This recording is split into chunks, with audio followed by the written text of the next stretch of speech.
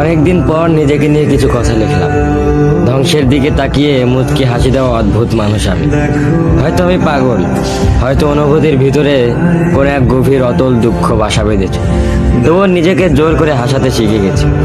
যেদিন ভেতরটা একবারে ভেঙে গিয়েছিল, সেদিনও বাইরে থেকে এক চিলতে হাসি মুখে নিয়ে সবার সামনে দাঁড়িয়েছিলাম।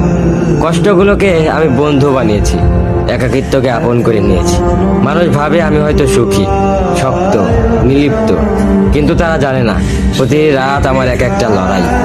নিজেকে নিজেই বুঝিয়ে রাখি তুই ভালো আছিস, অথচ আমি জানি আমি ভালো নেই।